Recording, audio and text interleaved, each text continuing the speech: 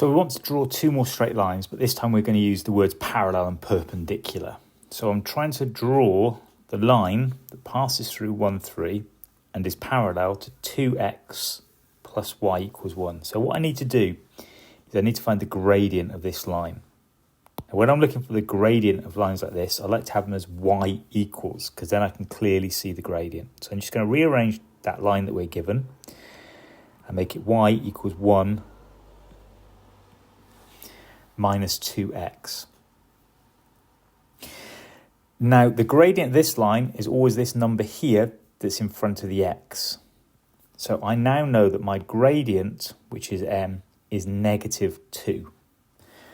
So the line I'm looking for has a gradient of negative 2 and it passes through 1, 3. So all I'm going to do is plot 1, 3 onto my line there. And a gradient of negative 2, that means that I've got the rise over the run is negative 2.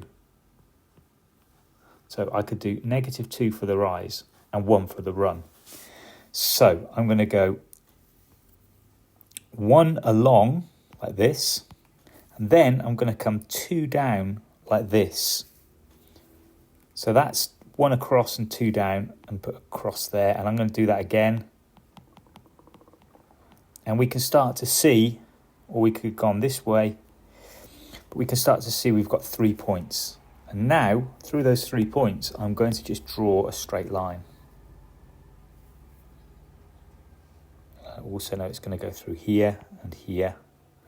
So my straight line, if I carry it on down like this, so I've got some nice points to work with, should go through like that.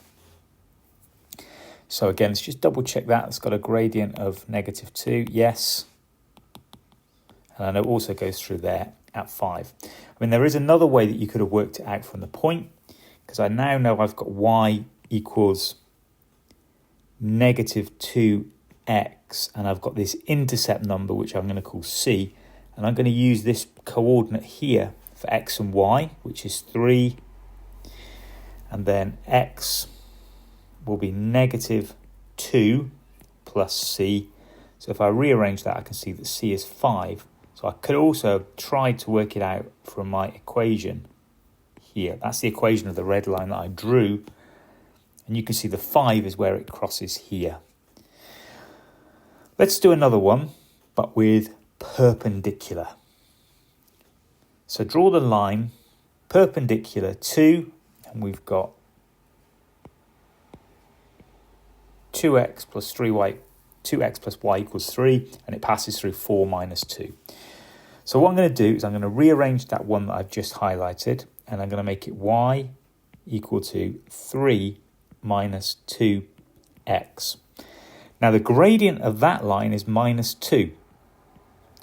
But because mine is perpendicular, again, let's just highlight that perpendicular. Perpendicular lines will have the gradient minus 1 over the m, and in this case my m is negative 2. So the gradient of the line that I'm looking for is going to be a half of x plus c.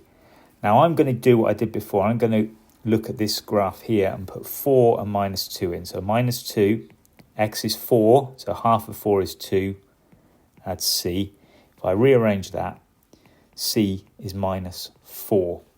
And what I'm going to do is I'm going to do what I did in the first video, is then look for some points. I'm going to do 3 points. So let me just jot down again. The line I'm looking for is a half of x minus 4. I'm going to choose x to be 0, y can be minus 4. I could have x down as 4, and that gives me half of 4, which is 2, minus 2. And that's actually one of the points that it went through anyway. And let's choose another one, 8. And so I can have half of 8, which is 4, and then take away 4 is 0. So I'm just going to plot those. 0 minus 4, 4 minus 2, and 8, 0. And there we can see there's my straight line through like that. Let me just do that as just about a straight line there.